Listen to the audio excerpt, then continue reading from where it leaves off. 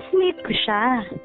Gwapo, matalino, matangkad, at talented. Sa malaking bahagi ng PNU na puro babae at feeling babae, isa siya sa mga kaunting tunay na lalaki. At sino mag-aakala na magiging kami? Ako si Chris. Sabi nila, magaling daw akong estudyante. Masipag, maasahan, at matalino. People person daw ako.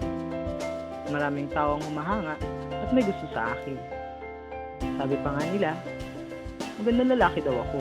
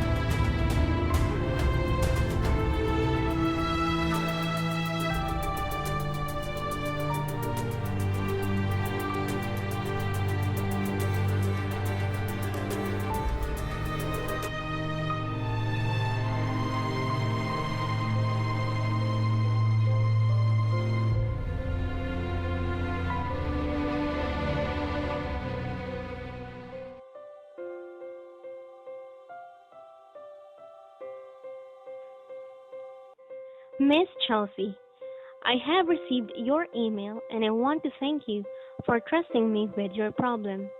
I value your trust very much. People view love as either a blessing or a problem. You see, we don't have a manual or a written guide in falling or being in love. Our feelings cannot be easily controlled by instructions, no matter how well written or clearly stated they are.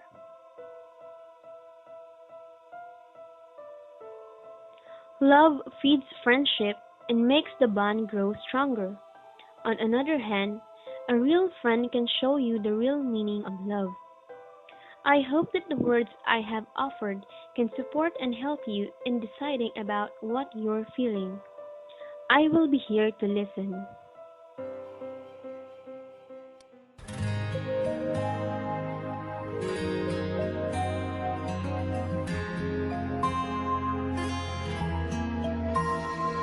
Kung may taong dapat na mahalin ay walang iba kundi ikaw. Wala ni ibang makakapigil pa sa akin. Pinuhay mo muli ang takbo at tibok ng puso sa iyong pagmamahal. Nag-iba na puno ng saya sa lahat. Hindi maaring iwan. Wala na makakapigil nabagyo man. Paano kung ikaw na mismo kusang lilisan? Paano ba?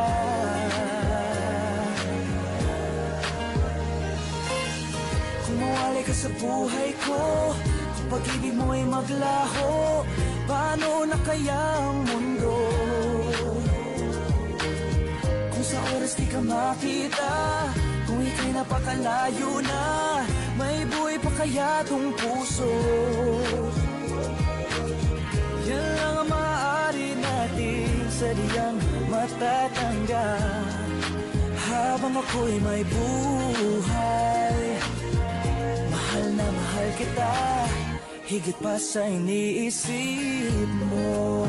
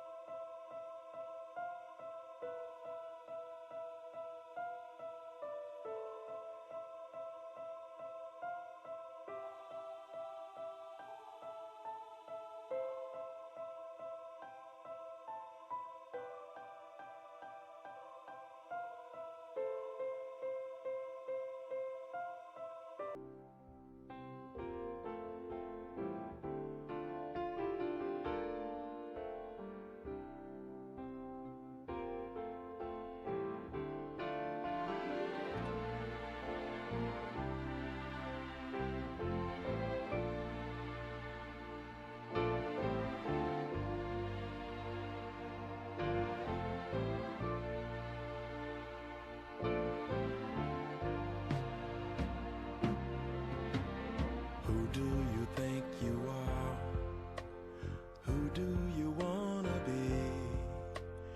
You're Dear the Chelsea, only one that really matagal ko nang pinag-iisipan na sabihin sa'yo na may malalim akong dinadala sa aking dibdib. At ang dinadala kong ito ay sasaktan ka lang. Nilabas ko man ito ay itago. Sasaktan ka lang. At importante ka sa akin. Gusto ko, lagi kang masaya. Pero alam kong hindi ka magiging masaya sa isang kagaya ko. You deserve someone else better. Hindi kagaya ko na nalilito sa aking pagkatao. Ang makapagpapasaya sa iyo ay isang lalaki ko yung matatag na isang tunay na lalaki. At hindi ako yun. Love will remain, though we may change.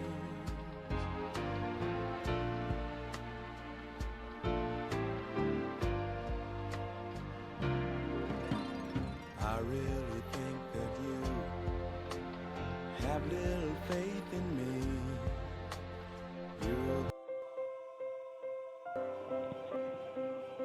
So, nangyari ang tatlong bagay na iniiwasan ko.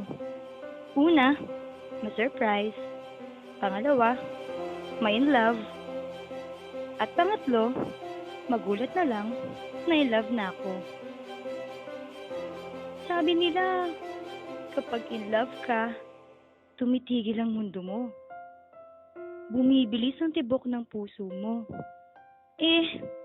Kapag naging out of love, kiligin, ma-fall, ma-hurt, mag-move on, yan tayo eh.